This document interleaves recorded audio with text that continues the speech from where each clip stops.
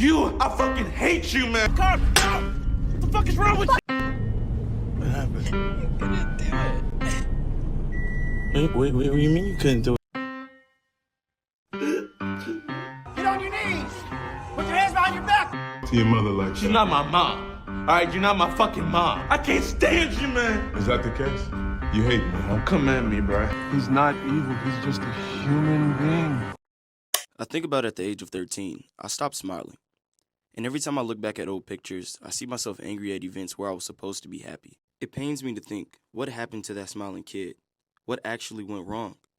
And honestly, it took me 19 years to realize this, but I simply just didn't know how to let go. Waves the movie has always stuck with me. For one, how beautifully it was shot and how close the story feels to my own life. The film follows Tyler and his sister Emily.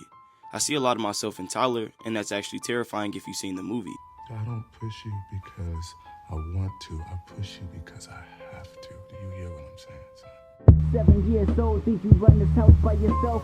Nigga, you gon' fear me if you don't fear no one else. Fear. Where did it all go wrong for Tyler? And I think he's a victim of a toxic kind of love. There's no doubt that his father loved him, but that love came with conditions. He pushed Tyler relentlessly, molding him into an image of what he thinks a man should be. But that pressure didn't shape Tyler, it crushed him. Every demand. Hey, stop. Turn it off and look at me. Disguised as motivation. The world don't give a shit about you or me. Every threat. If you don't go up to your room right now, I'm gonna come over there and whoop your ass. Are you kidding me? Are you kidding me? Say one more Put your thing. belt back. Every moment of withheld affection just for this image of tough love. This all built up until Tyler had nowhere else to let his pain go. The irony of this movie is that Tyler suffers a career-ending injury of his own. His girlfriend becomes pregnant. Still haven't gotten my period. I have nobody to talk to about it, and I'm just getting really scared. Don't be scared, first of all. You can always talk to me. I think the most interesting thing about Tyler is that he's making promises through fear, as he really doesn't believe what he's saying. It's more to guide Lexi into getting an abortion. What happened? I couldn't do it. What? At his core, Tyler isn't a violent person, but he's someone who has never been taught how to process failure, pain, and fear in a healthy way.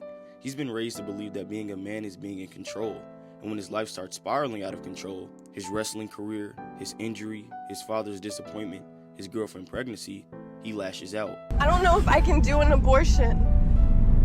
What the fuck are you talking about? Stupid. God. Stupid what? Stupid ass bitch! What the fuck are you Stop talking the about? fucking car. Outside the Fuck fucking you. car! Get out the Stop fucking the car! fucking If you wanna car. get out the fucking car! No! What the fuck is wrong with Fuck you? you. Fuck you! Keeping emotions in check is hard when no one has ever showed you, or you don't have a safe space to express them. Looking for I love you, really empathizing for my relief. Push you because I have to. Do you hear what I'm saying, son? A child that grew accustomed, jumping up when I scrape my knee. Cause if I cried about it, he surely tell me not to be weak. There's one scene that stands out to me the most because I've actually had this conversation so many times. I mean, I just have a lot going on right Do you really? What, you think me and your mom don't got a lot going on? Wait until you get out on your own in the world and have real responsibilities. Lexi breaks up with Tyler and this sparks a new rage of emotions. She is ready to move on, but he isn't. Toxic people have a hard time letting go.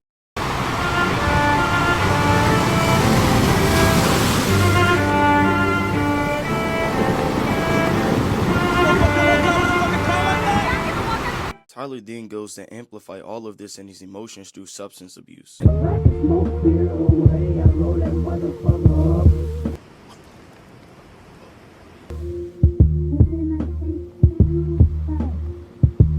Why do you smell like alcohol? One of the most heartbreaking scenes is Tyler sitting in an overflowing bathtub crying. Another when he comes back from a party drunk and he starts to throw up. His sister walks in because of the noise and she just comforts him.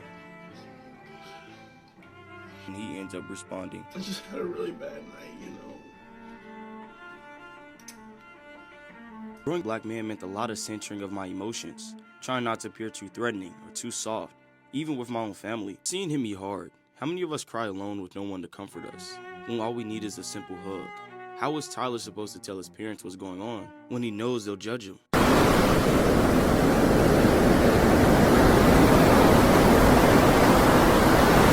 So, why is the movie called Waves? Initially, I thought it was just because of his hairstyle.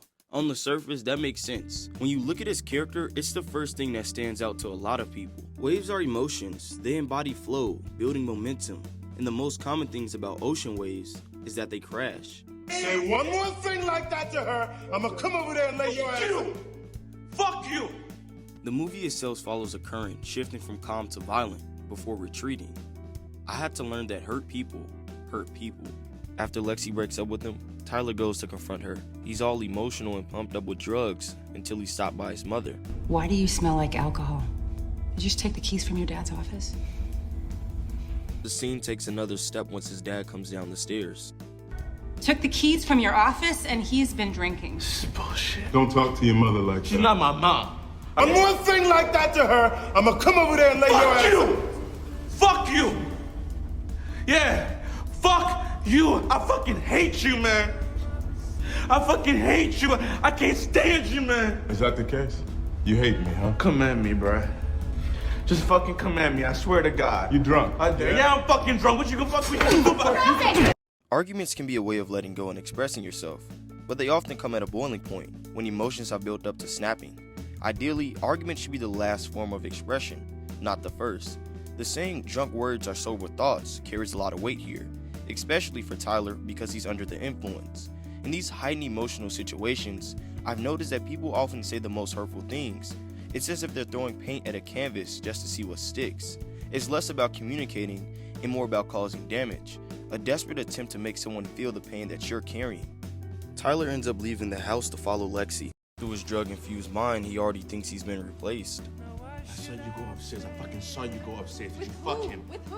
What do you think I'm talking about? Yes. Frankie's one of my best friends since elementary school. He's fucking gay, you idiot. The argument takes another turn, and once again, not being able to control his emotions, Tyler takes it to a whole new level. You go to fucking abortion clinic. You give me just all that shit. You bury your own to vain, your son fall. What you know you claim, all you could own. Until death did you part from the mess you made.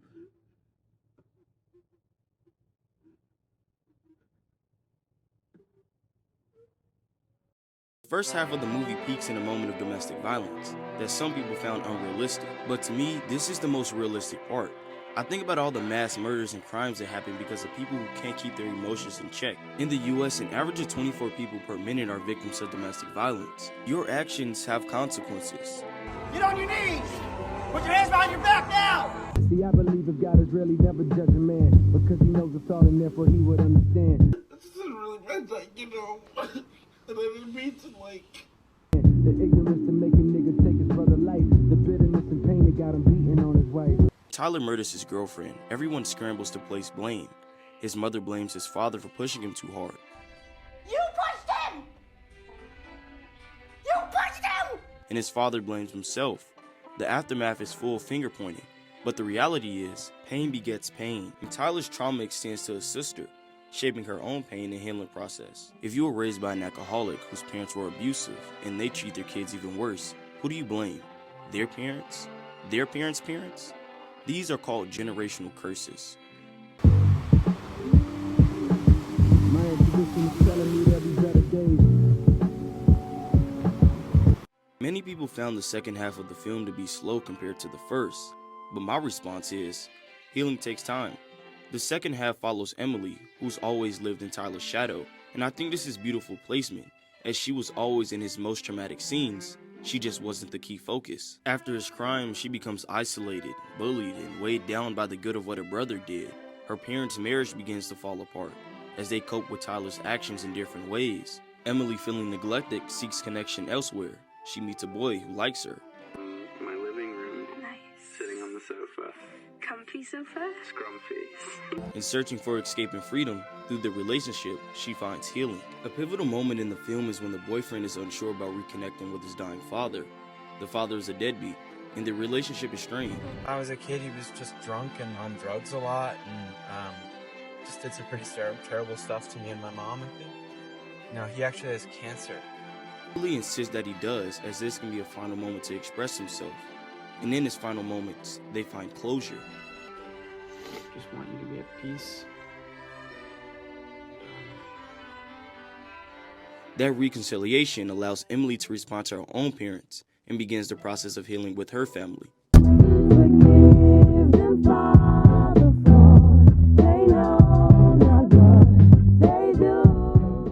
I just would have gotten up and I would have went up to him and stopped him and she would still be here, so it just... Yeah, it is. No, it's not. No, and you can't Because I was blame there, I yourself could for have it. You done understand something. me? This all stems from Tyler holding hate in his heart to his dad for pushing him too hard.